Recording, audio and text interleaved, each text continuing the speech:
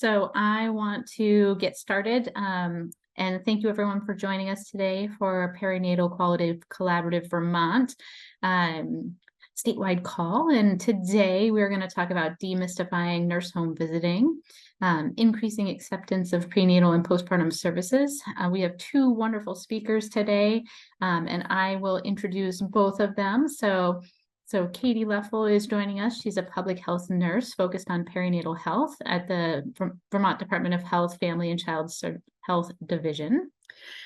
She facilitates perinatal health coordination across programs, the Office of Local Health, and other community and health partners. She works with the Vermont Perinatal Qualitative Collaborative and is the nurse abstractor for the Maternal Mortality Review Panel.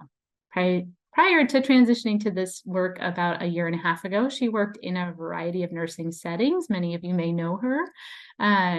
She was, for 10 years, a home health and maternal child health nurse and supervisor, providing medical and lactation services, as well as evidence-based nurse home visiting programs. Katy also earned her CLC in 2013, IBCLC in 2019, and RN-MNN in 2021. She is also a mom to 3 girls, and I wonder what they're doing for Halloween, and is a partner to the public school and has her own puppy as well. And then I'd like to introduce Dr. Adrienne Paul. Dr. Paul is a neonatologist at the UVM Medical Center in the NICU, also works in the high-risk follow-up clinic at the UVM Medical Center as well. Prior to coming back to UVM, she practiced for several years as a primary care provider at what was Appleseed in Morrisville, Vermont. She completed her training in neonatology here at UVM and focuses her academic research and quality improvement efforts on infants with neonatal abstinence syndrome. So we have 2 wonderful speakers today, and lots of people hopefully are going to join us as we get going. But for now, I'm going to turn it over to them. If anyone has questions, please feel free to raise your hand or put it in the chat. We have several of our team here today that are monitoring the chat. Okay, Katy, I'll turn it over to you. Hello, and I guess I'll say next slide, please. And does somebody from VCHIP want to do this housekeeping slide, actually? Not sure if this is... Oh, sorry. So please use the chat box for questions. If you would like to see captioning, which has been enabled by our live captioner, you can show captions down on the navigation bar. We are muting everyone as they come in, but if you want to raise your hand and let us know if you'd like to speak, please unmute yourself. And then we do have an evaluation. We would love your help in completing these. It helps guide us towards future talks and educational series. Thank you. Okay, next slide. We have no relevant financial relationships to disclose or conflicts of interest to resolve. Next slide. As introduced, I'm Katy Leffel, and I am the one talking today, but I also wanted to really thank the home visiting team and our communications team here in the division. So Margaret Urban and Karen Blosky-Branch, Morgan Payne and Sherry Levine, because they did a ton of work for their home visiting campaign that's currently rolling out, and a lot of the information I'm going to present to you today was work done by them. Next slide, please. So this is just a slide quickly to show you sort of the scope of the evidence-based home visiting program. This is the nurse home visiting program. In 2022, there were about 421 families served across Vermont. 3,175 visits, which is a lot of visits there. And you can see this map just really shows you that it's in every single region, and there's capacity in every single region to serve families. And the nurse home visiting program has a capacity for 375 families at any given time. And so we really are looking to have a conversation to help boost the enrollment in some of these home visiting programs. Next slide, please. So this is just quickly talking about the differences because they sound very similar, and they are similar in some ways. So home visiting referral is a home visiting program is a preventative supportive service. So it's really there to support the family and other things outside of their medical needs, providing schedules of screenings for mental health, intimate partner violence, substance use, as well as referrals for those positive screens, case management services through the nurse. And then there's also components around goal setting and health and developmental education for the perinatal person as well as the child. Versus home health medical nursing referrals. So those are medically indicated or lactation-based skilled nursing referrals. They go through a different route to get to the home health agency sometimes. But generally speaking, it's the same agencies providing the nurse home visiting services and the skilled nursing services. So, and the family can have both at the same time. And so oftentimes in some agencies, it's even the same nurse providing both services. But the difference being that one is skilled nursing versus that preventative supportive service. Next slide, please. This is looking at the nurse home visiting program caseload and capacity. So this is looking at, as you can see, the blue bar across the top is the capacity at 375 families a year, or at any given point, I should say. And then that orange line is showing and just reflecting the actual capacity. And so we are hoping always to keep that capacity at about 85%, a little room for including families, but keeping those programs robust. And currently the capacity is at about 73%. So we've got some room to grow. Keep going, please. This is looking at the total number of referrals versus, and some are prenatal and some are postnatal enrollments. So the blue line is the number of referrals total sent to the home health agencies. And the orange line are the people prenatally who enroll, and the gray line is people who enroll postpartum. So we really want that prenatal enrollment for these home visiting programs to get in that preventative and educational service and to develop those relationships. But even so, you can see if you add together the prenatal and the postnatal enrollment numbers, that is actually a really robust enrollment level. Thinking nationally, oftentimes they don't only expect about 25% of the people referred to enroll. So Vermont actually has a very robust level of enrollment in the services when they're offered to families. Next slide, please. This is just a little bit of like a housekeeping kind of slide of like, what are we talking about here? So what do we mean by universal services when we're talking about it? We're talking about through this presentation about universal connection to community supports. We're not talking about universal home visiting. That's currently not something that Vermont is able to offer. We get pretty close with a lot of our postpartum services, especially with between children's integrated services and the home health offerings and other community supports. But it's not a universal home visiting program. So not every family is eligible for the nurse home visiting program. But there is something for every family. So we really want to emphasize that. There are supports available for every family in Vermont, but that constellation or the way it looks for every family might be a little bit different and unique to every family depending on what they're eligible for. And that's something that we don't want the referring provider to have to worry about. We want you to know there's supports for every family, but it just might be a little bit different based on what the family prefers as well as what they're eligible for. So, and then acknowledging it's always important to acknowledge there's gaps in supports. Every family can access some kind of service though, and they just need to be referred. And to kind of really quickly acknowledge some of these gaps, universal home visiting is a gap. We talked about that already, but lactation coverage, both in what benefits are offered based on insurance, as well as the lack of trained lactation providers in some regions. Pregnancy loss supports are very spotty across the state, not financially sustainable currently.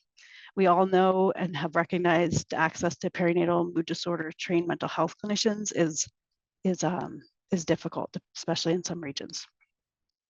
So we're continuing to work on those projects, and we just want to acknowledge those gaps. Next slide, please. This is looking at the nurse home visiting program referral sources. So WIC is currently and continues to be the largest source of referrals, with quite a few being a healthcare provider. And when we say healthcare provider, it could be pediatrician postpartum, it can be prenatal OB provider, things like that. You can see, but those together, those two entities make up most of our referrals. Next slide, please. So this is talking about the research project that the home visiting team did of 2022 and 2023 to inform their new media campaign and around nurse home visiting. So they sent out surveys completed by 55 referring providers, as well as 140 eligible Vermonters. And those 140 eligible Vermonters were broken into two groups, one of which is people who participated in the programs and people who, and the other group being people who declined to participate in programs. So we got a viewpoint of both populations. And next slide, please. So this is talking about the results that we found from the conversations with and surveys with referring providers. So there was some familiarity with home visiting. They understood some of them what it is or recognize the name. The barrier by far and away, which should be surprising to no one, is that the complexity of the service system and the community was daunting, and it was definitely a barrier identified. And then just a little bit about the key messages that they felt worked when promoting home visiting to patients, so that it's convenient, it's flexible, non-judgmental, free, it's parenting support, referring sooner rather than later. Just take that first step of starting to refer, and the same thing with messaging to clients. Take that one step, like accept the call when somebody calls you. There's no bad choice. So if you refer someone and you aren't sure of the right door, every door works for referring to these services. You just have to get that referral out there, and we'll figure it out on the other end. And it is simpler than it seems. It's very confusing when you hear us talk about it and all the different names we use and all the different, referral routes and all this stuff, but it's really just, the community is well integrated with each other in our programs, and a lot of us meet together regularly. So it's really less complicated on the outside than it seems, but it feels confusing. And that the message that works with families is less emphasis on meeting goals and more around building support, and then the well-being for the whole family, not just the perinatal person, but that whole family. All right, next slide, please. So this is the survey from eligible Vermonters. And so we're looking at this full 140, including people who have participated and people who have not participated in home visiting programs. It's a wide range of knowledge about it, not surprisingly. Some people knew a lot, some people didn't know anything. And generally, if a person had engaged previously in services, they tended to have to be a little more positive about it, which is not surprising. Or if they even knew someone who had participated. And then the big takeaway also was that they perceived these home visiting programs as beneficial for their children and not necessarily for themselves or the other parent. So they really see the home visiting programs as for their children. Next slide, please. I think we skipped one. There we go.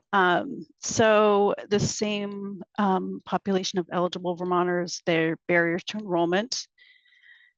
The discomfort with a person in the home, not surprisingly, is less when they've already had a home visitor in the past. So it makes sense. They are experienced with it. It feels comfortable to them.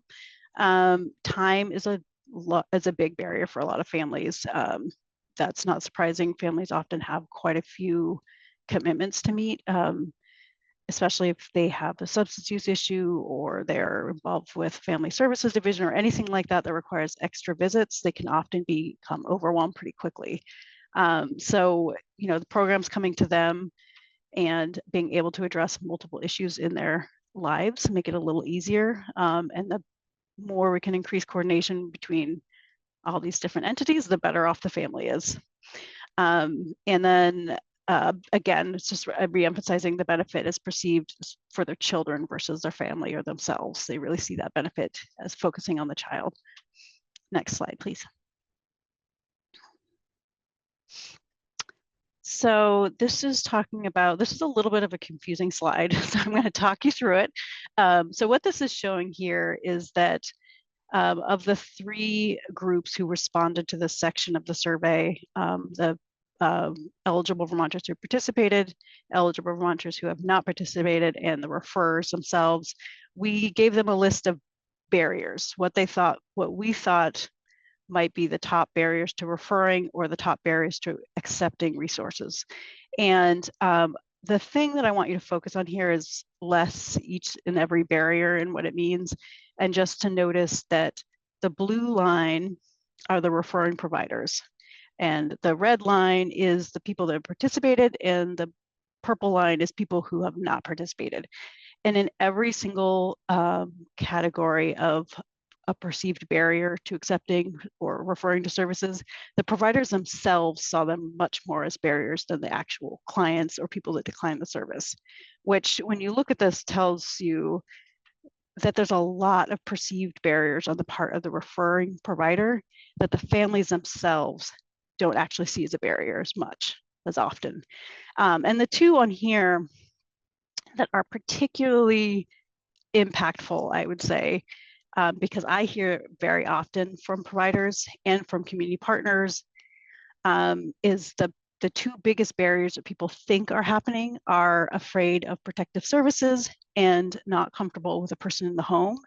And those two barriers are perceived the most as more barriers by the referring providers than by the families themselves by a large margin, which I think is just really interesting because those are very commonly held perceptions of barriers that the families themselves actually hold less than we think they do. So I think this really just emphasizes the point of offering the referral to everyone and not assuming that they're going to reject that referral because of being involved with family services or whatever their home life might look like. Next slide, please.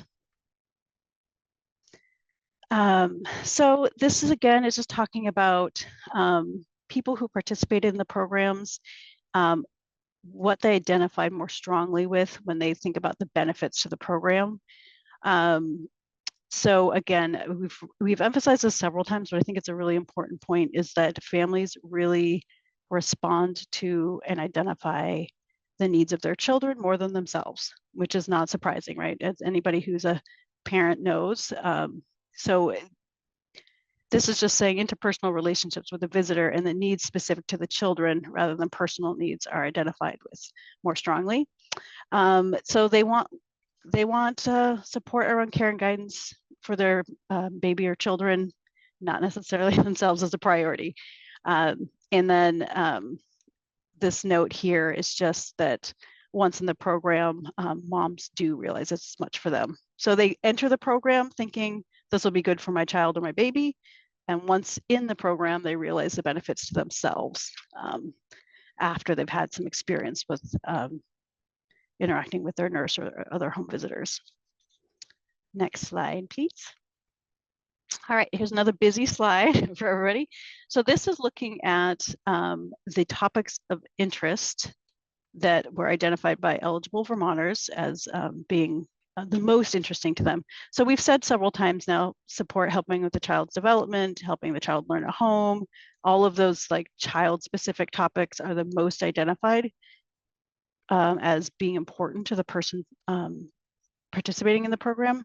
However, those are the top priorities. Although if you look down, you go down this list, you're seeing things that are, things like helping me be healthy. That's from the parenting perspective. That's 40%. So that's actually a fairly high number. Yes, more people identify their children as the primary beneficiary of the programs, but there's also, preparation for childbirth is at 31%.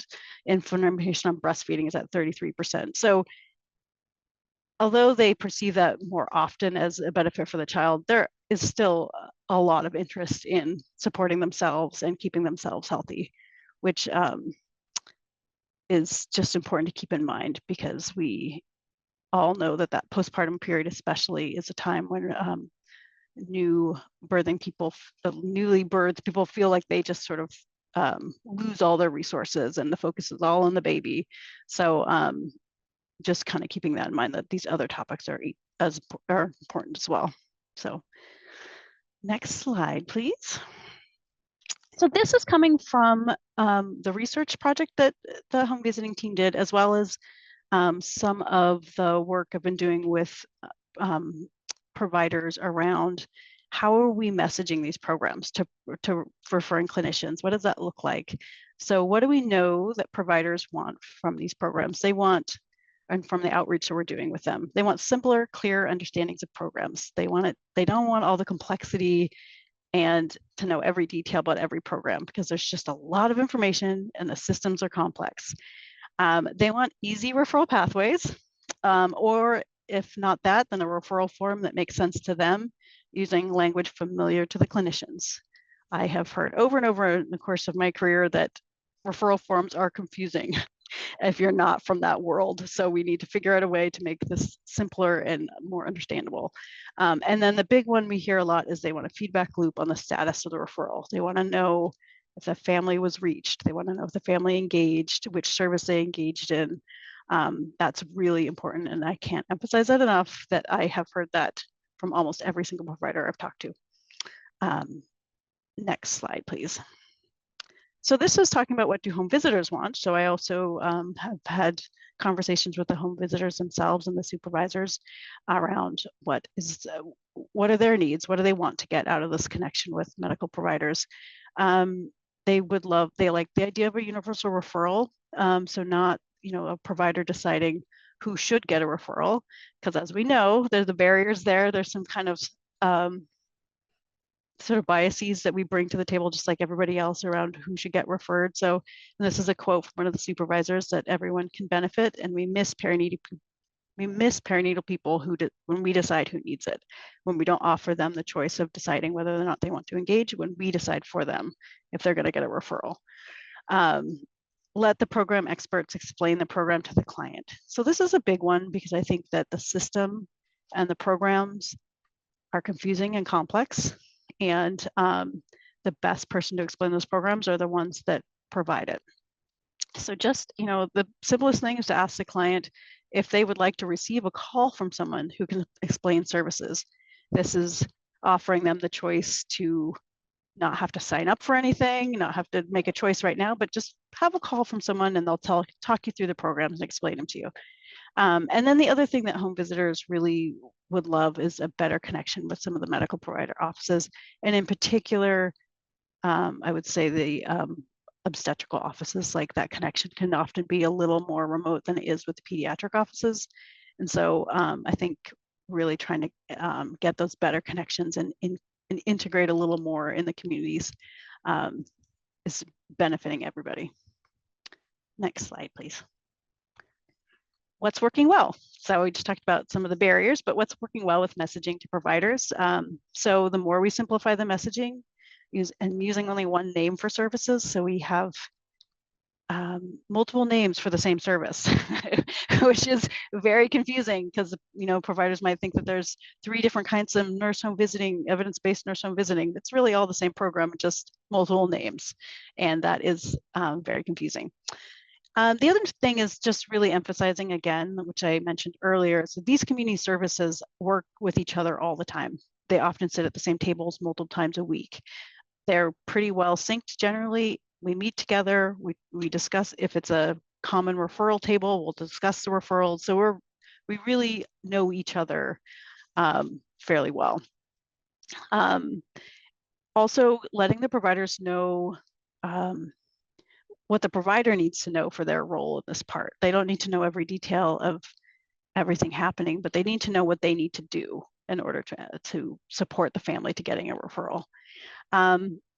Showing the successes, I think, is really important. The data around utilization I showed you earlier, we have capacity, but we also engage a lot of families in nurse home visiting. So we really are successful in that. And there's a lot of success we can show around the screenings that we do and the referral rates that we do to support those families. So there's a lot of successes in these programs. And also there's successes around the feedback we get from families engaged in the program and what they found beneficial as well. The next one is tips on how to explain the program to clients. So how do you message it? What do you say? how do you answer questions if they do ask questions and you can't answer them?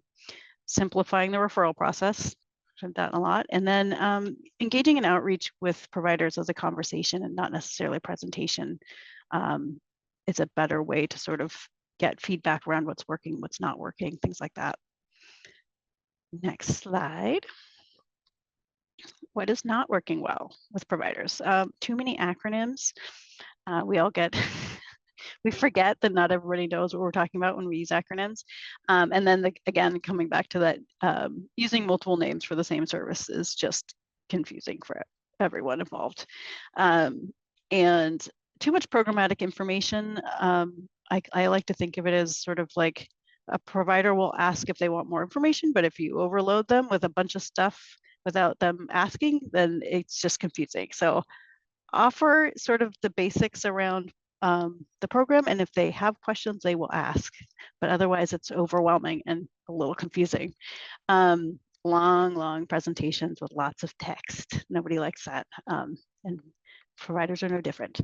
And then the other thing is I think we really need to be clear about what the capacity issues are, what are the eligibility limitations in the sense of like, we talked about earlier, there are gaps in the system. It's not a universal solution. We can get pretty close to universal supports in some form or another for families, but there are going to be families that fall through the gaps. We try really hard to not have that happen. And we know that. And we know those families are not going to engage. We know that there's going to be issues with getting referrals through, and sometimes we have to do it twice. And, all those kind of things, just talking through the concerns and addressing them head on is really important. Next slide. So improvement opportunities. So this is sort of some ideas around spaces to move into. So opportunities for providers, thinking about the motivation for engaging in the services coming from the client themselves. So sometimes as providers, I know when I had done referrals to services, sometimes it's more something I think that they should engage in, as opposed to the client sort of being engaged in the process. And so sometimes that doesn't work as effectively because the client doesn't actually actively want to engage. So this is an interesting one. This came from the home visitors, feeling that sometimes providers feel a little uncomfortable with the concept of supportive, sort of more squishy, supportive and educational prenatal referrals, as opposed to those sort of like postpartum lactation or medical needs that feel very like clear and more of a comfortable area. So sometimes we will see more of those postpartum referrals because that's just more familiar to a provider than trying to explain or understand these prenatal referrals that aren't for a medical reason. And I think this third point is really important, just thinking around clients listen to their providers, whether it's an obstetrician or a pediatrician or a family practice doctor, whoever it is, they really listen to them. And so if you're saying to your clients, I think this program is really helpful, or we routinely refer our clients to these programs because we find them beneficial, that kind of thing coming directly. I think this would really support your family is important. And this last one here is integrating a specific time frame for offering home visiting in the prenatal period.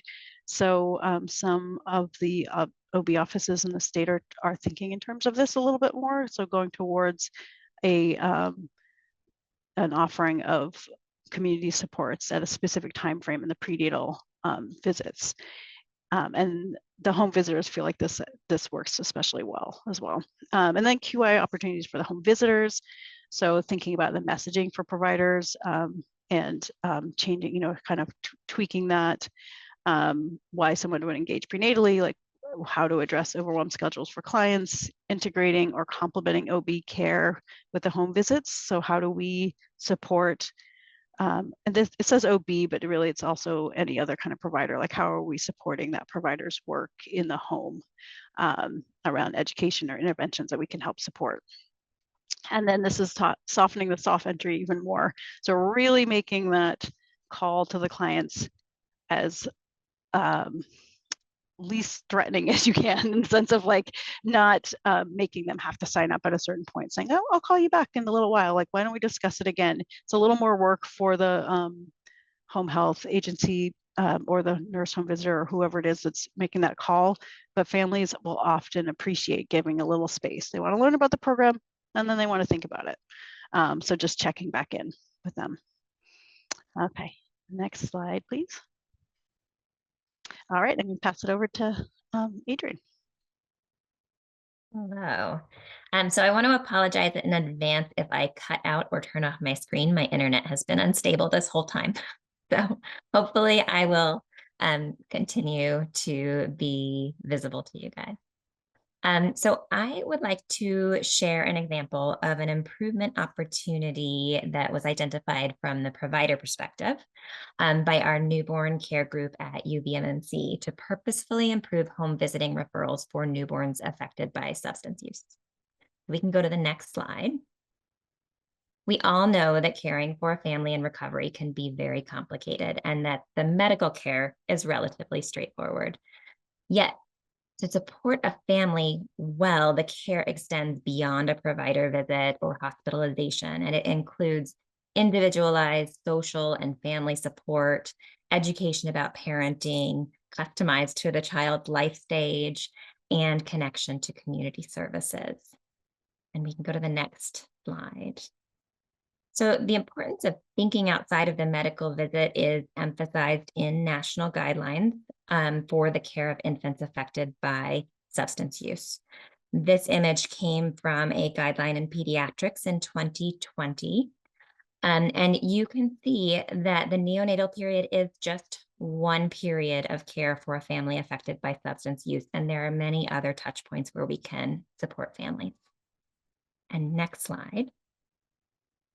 In Vermont, we have taken a number of steps to support families across the care pathway, including encouraging prenatal completion of the plan of safe care to start discussions about community supports well before a baby is born, encouraging families to engage with CHARM and CHARM-like teams across the state, creating standardized and accessible education about substance exposure while pregnant and breastfeeding.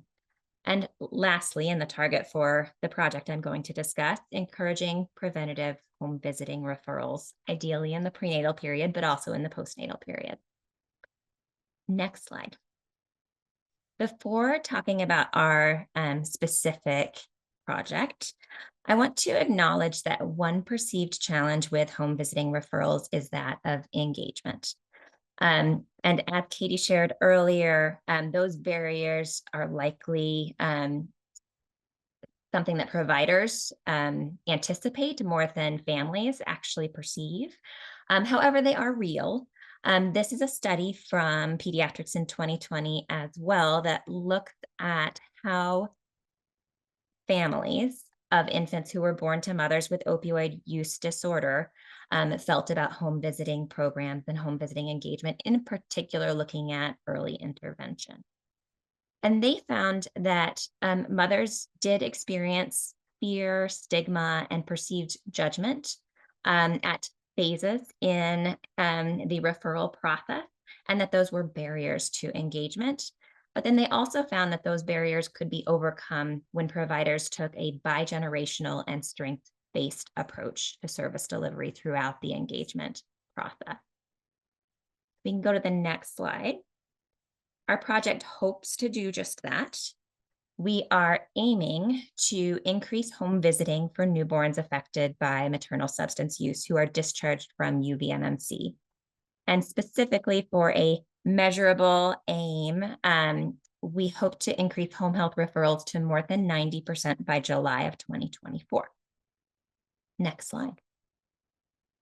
We are currently early in the process and establishing our baseline data. We're looking back at the last year of referrals to see how many patients have been referred from the hospital at the time of discharge. We suspect it's probably 30 to 40% of infants affected by opioid exposure that are currently referred to home health using a referral in our medical record.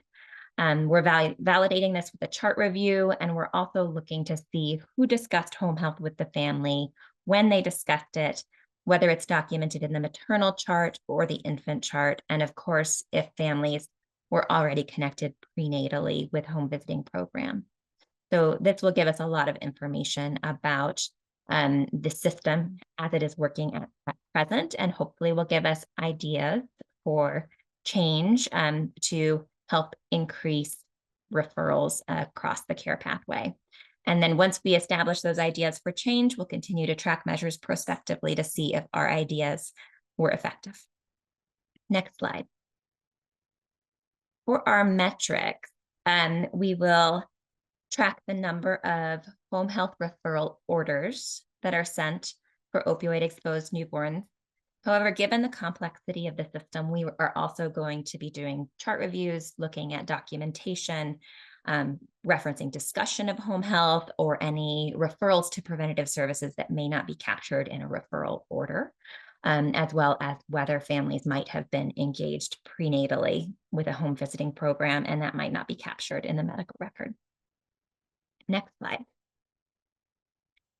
As we start this work, we already have a few ideas for change, many of which were informed by collaboration with Katy and what we have learned about home visiting programs from working with her. The first idea for change is that we would like to promote a universal strengths-based and child-centric presentation of home visiting programs to families. Instead of asking families, would you like home health? We would like to create a script that promotes a universal referral process and frames a referral as the standard of care that families can decline. And we hope that this will minimize the perception that a recommendation is targeted and associated with stigma and judgment. We also hope that this will reduce the potential impact of provider bias in recommending referrals, especially since we just discussed that providers perceive more barriers to referrals than families. And I think that we will definitely incorporate, what did you call it, Katy? The soft entry. We are going to certainly incorporate that into the script as we move forward, because I think that's a great idea. Next slide. Our second idea for change is to really simplify the process. I think all of the providers who are present will likely agree that the process for a newborn home visiting referral in our electronic medical record at UVM Health Network could be streamlined significantly. There are barriers both with respect to the existing home health order in our medical record, which is geared towards adults and requires us to say why they're homebound, and the lack of a clear pathway for a more preventative or supportive referral. We hope to utilize Help Me Grow as a central hub to refer for preventative and supportive services across the state, both prenatally and postnatally, and to create a streamlined process to place that Help Me Grow referral in the electronic health record. Overall, we are early in the process, and we are just developing our ideas for change and getting our baseline information. And we just wanted to share this as one example of an improvement opportunity related to referrals for home health and home visiting programs that we are embarking upon at UVMMC. Next slide. And I think I'm turning it over to Michelle Shepard to share a little bit about plans of safe care. So I also wanted to just take an opportunity to review with everyone where we're currently at in Vermont. And I think going back to Katy's slide that, we as providers do significantly worry that families are worried about engagement with DCF. And that is a very real barrier to accepting services. But I think we all need to, on our touch points with families, again, look at our own biases and concerns around discussing DCF with families. And so what I really wanted to do here is just highlight how we could use the plans of safe care in the way that I would love it to be used, as a communication and support tool and not as a punishment tool. And in that line, as you will see in the next year or so, depending on timeline, we will adopt the family care plan as the updated term for the plan of safe care. Next slide, please. So this is, again, if you've seen a talk from me, this is how I envision things now, which is that we all operate in our little silos. Here I am as the infant's PCP, trying to connect back to the prenatal land and to the community providers and the other prenatal providers, including those providing substance use services to families. And we're all operating in this siloed arena. Next slide. And some of the things we talked about, there are strategies to kind of bridge these areas as we look across the state at medical providers, community providers, home health providers. And some of the things that can help is, getting everybody to the table, similar to what Katy was talking about. And that can be in a community partnership, a multidisciplinary team, in the charm-like teams, but also setting common goals and using consistent messaging. Like, I really try to bring this to everything I do, and using a shared language with a common goal can make all the difference. Next slide. And here are some of the same barriers that we saw, like, fear, stigma, shame, but also don't forget isolation. And that can be due to transportation, rural nature. That can also be just related to substance use. There's also the uncertainty of what will happen. And that's what I like to really bring to the table to discuss with families, is like, what does it mean with a plan of safe care? When is DCF involved? And I think one of the things we can really work on is the poor communication. And some of that's related to not being able to talk to each other, or not having a smooth, streamlined way to refer back and forth. So I think all of the efforts that we are taking forth in this next couple of years together is going to be so important for that. Next slide. So when we go back to the initial goals around the development of the Vermont Plan of Safe Care, I always want to remind people that the goal here in Vermont was very different than many other states. And we really wanted to focus on continuing to support pregnant people that were already engaged or were seeking treatment for their substance use disorders. By doing that, we want to support the relationships they already have and facilitate referrals to other community resources if they have identified needs. And that can happen before or after the infant is born. We also want to encourage that communication, not just with care providers, but also, one touch point that we're really familiar with is how many visits an infant will have, and parents will come to those infant visits. So how can we strengthen family-centered care and really utilize those, well child visits to help promote family health and substance use treatment? Next slide, please. So just what is that plan of safe care or family care plan? Again, this is a document, and it should be completed with both the pregnant individual and the other involved family members and caregivers. The reminder is it must be completed by hospital discharge, but we'd love for it to be done, started at least and adapted and updated, but started prenatally. And again, this is in line of using this as a tool.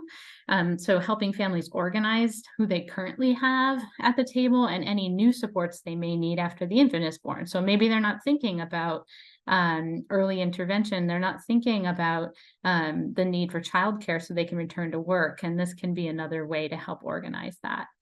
And this piece of paper, this document, is given both to the parent and caregivers, but also to the primary care provider.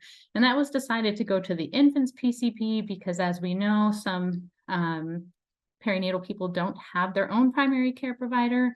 But this is really to help us follow up on and facilitate connecting to any new referrals. Of course, the family can choose to share this however they like. It is their document. Next slide. So we think about the who, what, and when. So who is responsible? So prenatal providers and community partners can start the plan of safe care. And then in Vermont, what we decide is that hospital staff, and that can vary depending on the hospital. So it could be bedside nurses, social work, care managers, other people involved in the hospital stay, complete and finalize that plan of safe care to give to families. We're going to include identified supports and strengths, the services currently in place, and new referrals that are placed. And again, I think it's in bold in 3 places, but ideally should be started prenatally and must be completed by hospital discharge. Next slide. And this is something that people ask me a lot. So who completes the plan of safe care? So when is it the birth hospital staff that finishes it? And when is it the DCF caseworker? So just a reminder that in this state, no report to DCF is required when the substances used or exposed to during pregnancies were prescribed. So any prescribed medications, that includes benzodiazepines and opioids, that includes medications for opioid use disorder, that also includes any cannabis use, whether that is prescribed or recreational. And this one has an and, there are no child safety concerns. So in this case, the plan of safe care would be done by birth hospital staff, and along with it, they would send the de-identified CAPTA notification. In the other case, when a DCF report has been made prenatally or after birth and it's accepted, and that's important, that's really limited to infants that are exposed to illegal substances, non-prescribed medications, or misuse of prescribed medications, or, and this one's an or, there are any child safety concerns. So in that case, plan of safe care, in addition to discharge planning, is completed by DCF caseworkers.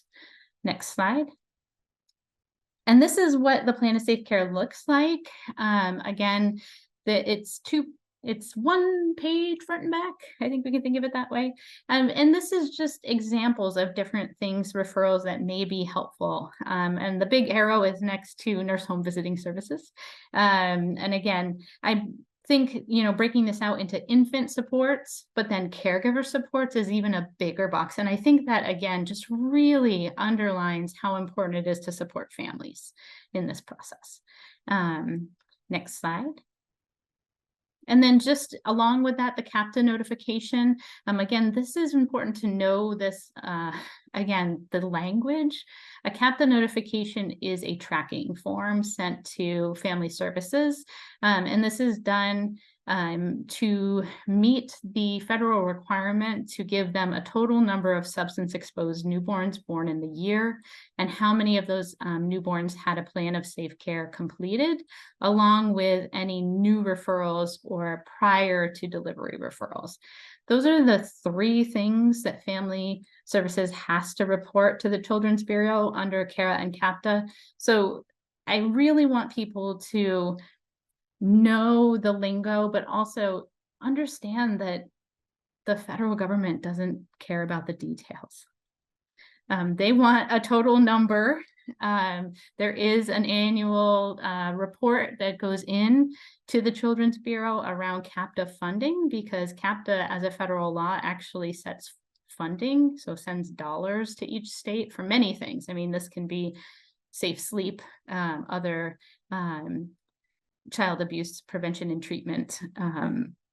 Umbrella is pretty large. So, I mean, I just want people to understand that this form has 0 information about the family on it. And that's really important. There's no names, there's no birthdays, there's no medical record numbers. This is just to allow us to meet what we have to for federal requirements. Next slide. I am a picture person, so covering the same things that we just covered, but thinking about it in a picture format. So, anyone can utilize these forms. They're all on the Plan of Safe Care website, which currently lives on the DCF Family Service Department Partners website. But I think it's really helpful to know that there are many more indications where we are going to be doing a plan of safe care and CAPTA notification. And there are some times, again, as we talked about, when we would be needing to make that call, the identified call to Child Protection Hotline. But again, those are going to be cases of concern for infant safety. Next slide. This is what it looks like after birth. It's very, very similar. Again, I just wanted to call out, those families that are engaged in treatment or are receiving prescriptions for their substance use disorders, or anxiety or chronic pain, or using cannabis in a recreational or prescribed way. These substances during pregnancy are not in this state reported to DCF. And unfortunately, every state didn't follow our lead on this one, but it is important to know that that is what we have defined here in Vermont. Next slide. So here's what, I would love to see, right? So here's our silos again, but our silos are all connected to each other. And one way we can do that is utilizing a plan of safe care. Another way we can do that is having a good feedback mechanism for referrals, and really promoting that universal connection and referral pathway. Next slide. So in the last couple of minutes, I just wanted to remind everyone, we have some great resources in the state to help support conversations with families around different services and supports. Next slide. So one of them is the Plan of Safe Care website, as I mentioned. This not only has the forms you can download, but a number of frequently asked questions documents and a handout for families around what the Plan of Safe Care is. Again, the thought being to demystify this. Next slide. Here's what the Plan of Safe Care handout for families looks like. And again, it tells you what is in the plan. And then the big question that nobody wants to talk about, but here it is: will the hospital provide information about me or my newborn to DCF? And I think that is so important, because it is the elephant in the room sometimes. And if we're like, okay, listen, we don't need to involve DCF unless we're worried about safety. Okay. And I think having that conversation with families early and letting them digest it so it doesn't feel like we're surprising them at the time of birth is really helpful. Next slide. There are lots of resources. So here's, using Help Me Grow we talked about. There's Support Delivered. There's one more conversation. I'll show you some more about that. Again, there's Strong Families Vermont. And don't forget about Vermont Help Link. Again, it can be a really nice resource for substance use. Next slide. The One More Conversation campaign, again, has all kinds of information, but there are provider toolkits, there are patient education materials. So it specifically talks about alcohol, cannabis, opioids, and tobacco. Don't forget tobacco being one of the #1 substances used in pregnancy. And different things you can put up in your office, or you can hand out, or you can send people to their website. Next slide. And as an example, this is what the cannabis use during pregnancy handout looks like, and really tries to say self-care, what about breastfeeding, and asking lots of questions about how much is safe. And again, I think, letting people digest things at their own time is really helpful. Next slide. And then just a shout out to our website as well. So this is our VCHIP website for improving care for opioid exposed newborns as part of the Perinatal Quality Collaborative. We have lots of really nice materials and links to all of our talks and anything you could possibly want to look up from us. Next slide. And in 2022, we revised the Our Care Notebook, which can be downloaded. You also can contact us for hard copies. Has a lot of really good information about parental care and questions and answers about multiple topics. Next slide. And then we did a little video as well. So you can click here, follow the QR code to preparing families for their hospital stay if they're planning to come to the hospital with known opioid use disorder, where they're on a long-acting opioid agonist therapy and they're going to be in the hospital for 4 days. Again, preparation is so helpful to demystify that. Next slide. And so I always remind people that we want to support parent families throughout the entire process. So encouraging people to be part of their local teams, signing releases so we can coordinate to provide the best care, offering referrals, during pregnancy to continue after the infant is born. And then educating people on what to expect. And I just love the idea of giving people more information. And then that includes letting them know about the plan of safe care prior to hospital discharge. Next slide. And just and just also educating yourselves. And again, educating myself is something I always strive to do as well. And just remember that, you know, people that are experiencing opioid use disorder should be encouraged to continue their medications for opioid use disorder. And stopping medications puts everyone at risk. We should also be asking about other substance use, including alcohol, stimulants, tobacco, and help connecting people to other harm reduction therapies. We want to introduce the plan of safe care. We want to involve families in understanding if when DCF reports would be made rather than a notification. And then just wanted to put that last shout out to remind people to connect with peer recovery coaches to really help, again, empower people to be active in their recovery and also to have others with lived experience that can help support them through the birthing and perinatal postpartum process. Next slide. And this is similar to what Adrian showed earlier, but there are 5 points of family intervention. So there's the pre-pregnancy.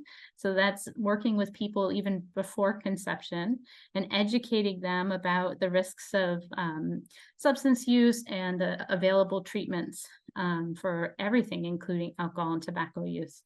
And then there's the prenatal point, there's the birthing hospital point, and then there's the neonatal postpartum area. And then obviously there's the continued follow-up throughout childhood and adolescence. Next slide. And I will open it up for questions. We have a listserv here. Please do the evaluation. It really does help us as we move forward and develop new talks and educational materials. Thank you so much. This is so much great information. I feel like it's like, I think this slideshow will be really important for people to like review maybe and like understand more. But I also just wanted to just bring it back to the Perinatal Quality Collaborative a little bit, and all of these projects we're talking about and all these ideas we're talking about are kind of underneath that umbrella of work. And there's a lot of places for people to get engaged and to support projects already happening or suggest new, just kind of really encourage people to reach out and engage, because the Perinatal Quality Collaborative is doing a lot of really interesting things.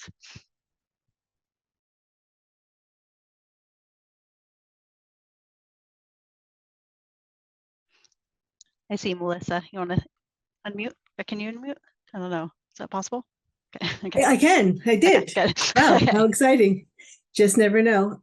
I always mindful of the fact that whenever I go to all of these sessions about all of these topics, and I feel like it's pretty much all of the same people at all of them, which it concerns me that I don't know how to get beyond this group of people, and I don't know whether an OB grand rounds and a PD grand rounds or something else where the people who aren't self-selecting for actually all of the topics that were discussed today. So that's my only, sure would like to get other people to hear about this stuff. Agreed. Don't have much to say other than that is true, and some of the things we've already talked about as well.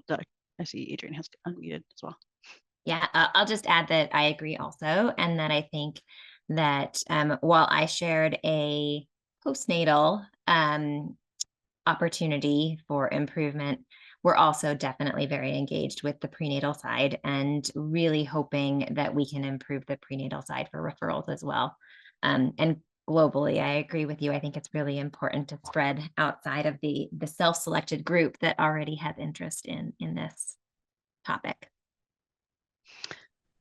Yeah, Melissa, we didn't really go into some of the other PQC projects that we're working on around in that prenatal space as much, but there are definitely other projects happening with providers outside of the people on this call. But I hear what you're saying. It needs to be bigger and it needs to be more statewide and lots of pieces. Encourage people to get involved with the PQC and help us do the work.